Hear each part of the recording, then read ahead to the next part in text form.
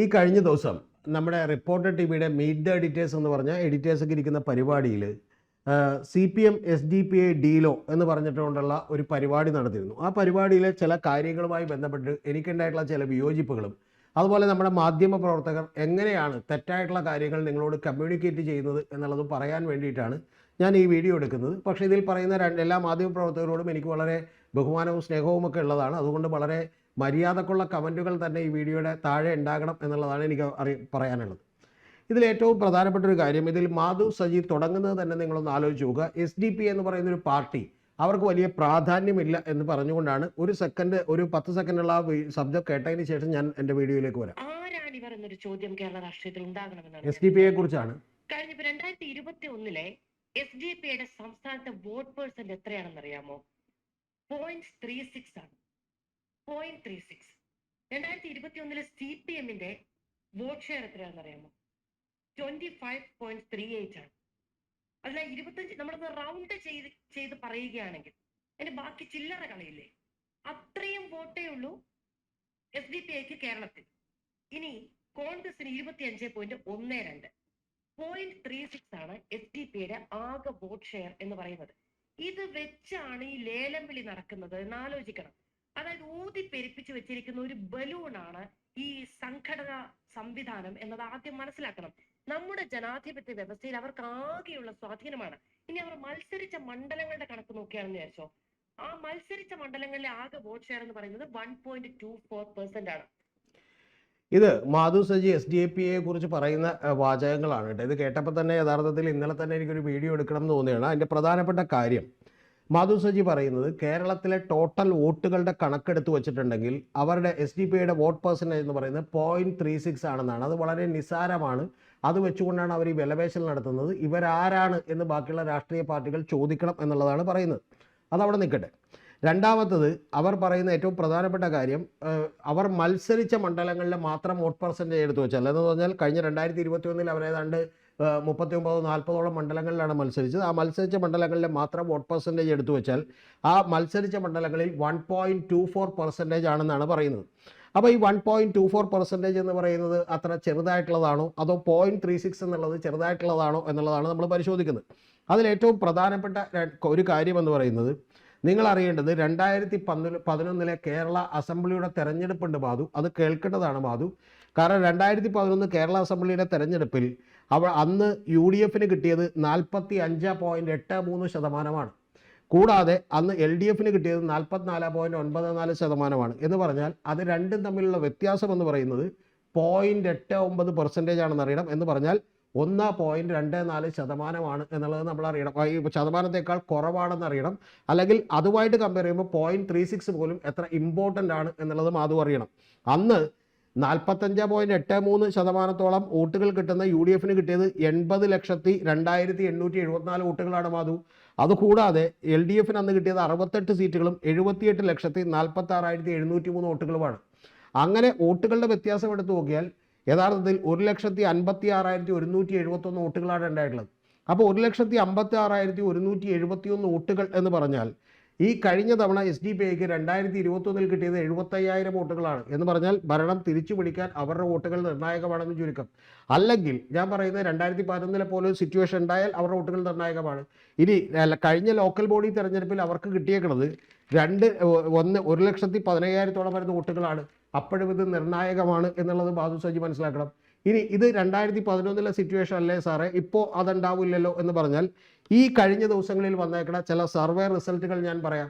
അതിൽ യഥാർത്ഥത്തിൽ മാധു അറിയേണ്ടത് റിപ്പോർട്ടറിൻ്റെ സർവേ പോലുമുണ്ട്. അതിലേക്ക് ഞാൻ ലാസ്റ്റ് വരാം. ആദ്യത്തേത് മാതൃഭൂമിയുടെ സർവേയാണ്.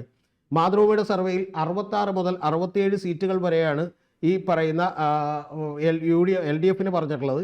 എന്ന് പറഞ്ഞിട്ടുണ്ടെങ്കിൽ അത് മാതൃഭൂമിയുടെ സർവേയിൽ പറഞ്ഞിട്ടുള്ളത് 66 മുതൽ 77 വരെ സീറ്റുകളാണ് യഥാർത്ഥത്തിൽ ഈ പറയുന്ന LDFന് പറഞ്ഞിട്ടുള്ളത്. എന്ന് പറഞ്ഞാൽ 43.55%. അതേസമയം UDFന് പറഞ്ഞേക്കുന്നത് 62 മുതൽ 71 വരെയുള്ള സീറ്റുകളാണ്. അതായത് 42.28%. എന്ന് പറഞ്ഞാൽ ഇവർ തമ്മിലുള്ള ഡിഫറൻസ് അവിടെയും 1.27% മാത്രമേ വോട്ടിൻ്റെ പെർസെൻറ്റേജിലുള്ളൂ. ഇനി അത് മാതൃഭൂമിയുടെ കോർ സർവേയിലാണെങ്കിൽ, ഇനി മാട്രിക്സ് സർവേയിൽ പറഞ്ഞേക്കുന്നത് 61 മുതൽ 71 വരെയുള്ള സീറ്റുകളാണ്. UDFന് 58 മുതൽ 69 വരെയുള്ള സീറ്റുകളാണ്. ഇവർ രണ്ടുപേരും തമ്മിലുള്ള വോട്ട് പെർസെൻറ്റേജിൻ്റെ വ്യത്യാസം എത്രയാണെന്ന് അറിയുമോ മാധു? അത് 42.43 41.42 എന്ന് പറഞ്ഞാൽ ഡിഫറൻസ് 1.01% ആണ്. അതേപോലെ തന്നെ ഇനി ഏതെല്ലാം പോട്ടെ, റിപ്പോർട്ടറിൻ്റെ സർവേ ഉണ്ട് മാധു.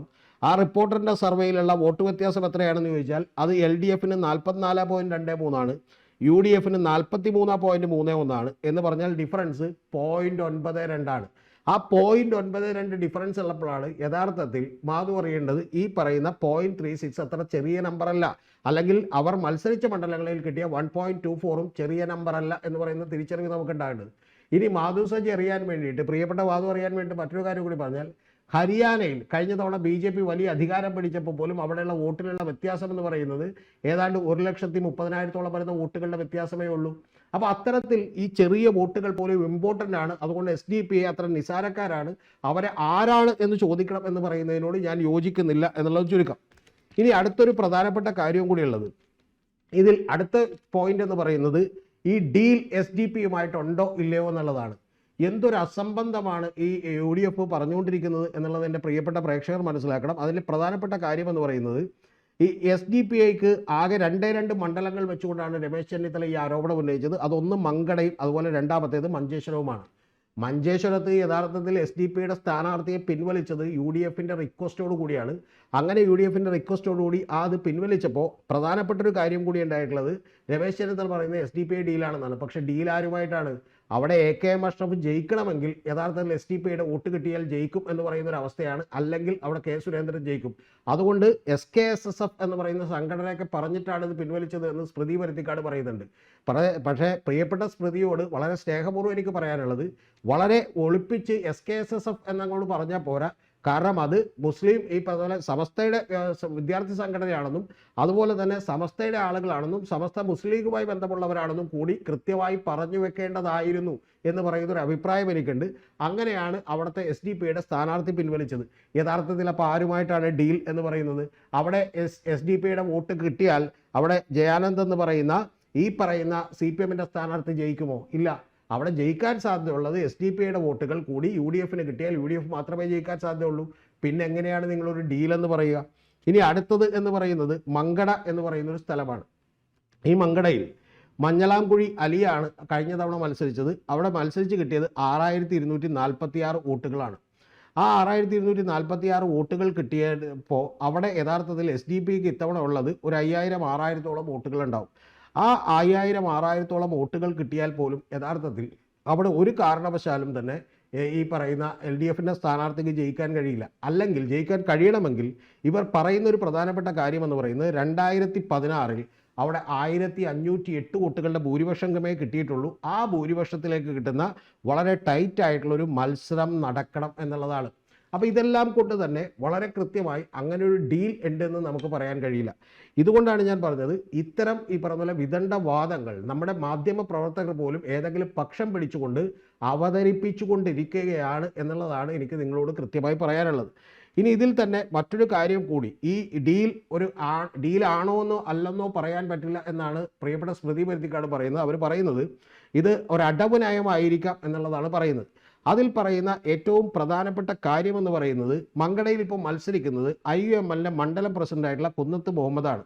അപ്പോൾ ആ കുന്നത്ത് മുഹമ്മദ് മത്സരിക്കുമ്പോൾ SDPയുടെ തന്നെ ചില സ്ഥാനാർത്ഥികൾ അവിടെ നിന്ന് പിൻവാങ്ങിയിട്ടുണ്ട്, ഇവർക്ക് പിന്തുണ കൊടുക്കാം എന്നുള്ളത് ഏതാണ്ട് പറഞ്ഞിട്ടുണ്ട് എന്നുള്ളതാണ്. അപ്പോൾ ഇത്തരം ഒരു പുകമറ സൃഷ്ടിക്കുന്നതിലൂടെ യഥാർത്ഥത്തിൽ UDFനെ സഹായിക്കാനുള്ള വലിയ പരിശ്രമമാണ് ഈ മാധ്യമ പ്രവർത്തകരൊക്കെ തന്നെ നടത്തിക്കൊണ്ടിരിക്കുന്നത് എന്നുള്ളത് പറയാതെ വയ്യ എന്നുള്ളതാണ്. ഇനി ഇതുമായി ബന്ധപ്പെട്ട് ഈ വീഡിയോയിലല്ലാത്ത മറ്റൊരു പ്രധാനപ്പെട്ട കാര്യം കൂടി എനിക്ക് പറയാനുള്ളത്, സ്മൃതി പരുത്തിക്കാട് കഴിഞ്ഞൊരു ചർച്ചയിലിരുന്ന് പിണറായി വിജയനെതിരെ പറഞ്ഞിട്ടുള്ള ഒരു പ്രധാനപ്പെട്ട വാചകമുണ്ട്. ആ വാചകത്തിൽ ഒന്നും കുഴപ്പമില്ല. പറഞ്ഞിട്ടുള്ള വാചകം, കഴിഞ്ഞ 10 കൊല്ലമായി പിണറായി വിജയൻ എന്ന് പറയുന്ന രാഷ്ട്രീയക്കാരൻ നരേന്ദ്രമോദിയെ ഒരിക്കൽ പോലും പേരെടുത്തുകൊണ്ട് വിമർശിച്ചിട്ടില്ല എന്നുള്ളതാണ്. പക്ഷെ അദ്ദേഹം നിരവധി തവണ പേരെടുത്തുകൊണ്ട് വിമർശിച്ചിട്ടുണ്ട്. പക്ഷെ അതിവിടെ പ്രചരണ ആയുധമാക്കാനോ അല്ലെങ്കിൽ അത്തരത്തിൽ പ്രചരിപ്പിക്കാനോ മാധ്യമങ്ങൾ പോലും തയ്യാറാകാതിരിക്കുകയും പകരം CPMഉം BJPയും തമ്മിൽ ഒരു ഡീൽ ഉണ്ടെന്ന് പ്രചരിപ്പിക്കുകയും ചെയ്തുകൊണ്ടിരിക്കുകയാണ്. അത് പറഞ്ഞതിനൊന്നും എനിക്കൊരു കുഴപ്പമില്ല സ്മൃതിയോട്. പക്ഷേ സ്മൃതി പറഞ്ഞതിലൊരു പ്രധാനപ്പെട്ട പോയിന്റ് കൂടിയുള്ളത്, ഇതൊന്നും ഞാൻ പറയേണ്ട എന്ന് വിചാരിച്ചതാണ്. പക്ഷേ ഇത് പറഞ്ഞു പോയതിൻ്റെ കാരണം പിണറായി വിജയൻ വന്ന് രാഹുൽ ഗാന്ധിയെക്കുറിച്ച് കൊണ്ടാലും പഠിക്കാത്ത നേതാവ് എന്ന് പറഞ്ഞപ്പോൾ എനിക്കത് ഇഷ്ടപ്പെട്ടില്ല, അതുകൊണ്ട് ഞാൻ പറഞ്ഞതാണ് എന്ന് ധ്വനിപ്പിക്കുന്ന വാക്കുകളാണ് പറഞ്ഞിട്ടുള്ളത്. ഒരു മാധ്യമ പ്രവർത്തക എന്നുള്ള നിലക്ക് നിങ്ങൾ രണ്ടുപേരും, ഇപ്പോൾ സ്മൃതിയാണെങ്കിലും അതുപോലെ ഈ പറയുന്ന പോലെ ഇപ്പോൾ ചെറിയ തെറ്റാണ് മാധുവിനൊക്കെ പറ്റിയിട്ടുള്ളത്, അവരാണെങ്കിലും ഒക്കെ തന്നെ ഒരു പക്ഷം പിടിക്കുമ്പോൾ പോലും ആ പക്ഷത്തിനോട് നിങ്ങൾ പറയുമ്പോൾ അതിൽ കാര്യകാരണ സഹിതമുള്ള ലോജിക്കലായിട്ടുള്ള കാര്യങ്ങൾ പറയാൻ വേണ്ടി ശ്രമിക്കണമെന്നാണ് എൻ്റെ വിനീതമായിട്ടുള്ള നിങ്ങളോട് സ്നേഹപൂർവ്വമുള്ള അഭ്യർത്ഥന. അതല്ലെങ്കിൽ നിങ്ങളുടെ വാക്കുകൾ ആളുകൾ ഗൗരവത്തിൽ എടുക്കാതിരിക്കുന്ന ഒരു കാലം വരും. രാഹുൽ ഗാന്ധിയെക്കുറിച്ച് പിണറായി വിജയൻ വിമർശിക്കുമ്പോൾ നിങ്ങൾ എന്തിനാണ് രോഷം കൊള്ളുന്നത് എന്നുള്ളത് എനിക്ക് കൃത്യമായി മനസ്സിലാകുന്നില്ല. പക്ഷേ എല്ലാവർക്കും അറിയുന്ന പോലെ നിങ്ങൾക്ക് ചിലപ്പോൾ ഒരു മാനസികമായിട്ടുള്ള ഒരു ചായ്വ് പല പാർട്ടികളോടും ഉണ്ടാകാം. അതൊക്കെ അവരവരുടെ സ്വാതന്ത്ര്യമാണ്. ആ സ്വാതന്ത്ര്യത്തെയൊക്കെ ഞാൻ ബഹുമാനിക്കുന്നു. പക്ഷെ അതുകൊണ്ട് ഞാനിത് പറയേണ്ടത് വിചാരിച്ചതാണ്, അതുകൊണ്ടാണ് പറയുന്നതെന്ന് പറയേണ്ട കാര്യമില്ല. അല്ലെങ്കിലും ഇത്തരത്തിലുള്ളൊരു വിമർശനം പിണറായി വിജയനെ കുറിച്ചുണ്ടെങ്കിൽ സ്മൃതി പരുത്തിക്കാട് യഥാർത്ഥത്തിൽ പറയേണ്ടതാണ്. അതുകൊണ്ട് ഞാൻ പറഞ്ഞു വന്നൊരൊറ്റ കാര്യം എന്ന് പറയുന്നത്, ഈ ഡീൽ ഓർ നോ ഡീൽ എന്ന് പറയുന്ന UDFിൻ്റെ പ്രതിപക്ഷത്തിൻ്റെ ആരോപണങ്ങൾക്ക് ഇവിടെയുള്ള ചില മാധ്യമ പ്രവർത്തകർ കൂടി വളരെ കൃത്യമായ അജണ്ടകളോടുകൂടി കൂട്ടുനിൽക്കുന്നു എന്നുള്ളതാണ്. അത് ചെയ്താൽ അതുകൊണ്ട് നശിക്കുക നിങ്ങളുടെ കൂടി ഈ പറയുന്ന പോലെ കൃത്യമായിട്ടുള്ള ഒരു ക്രെഡിബിലിറ്റി ആയിരിക്കും എന്നുള്ളതാണ്. അത് വസ്തുതകൾ പരിശോധിച്ചുകൊണ്ട് മാത്രമേ പറയാൻ കഴിയൂ.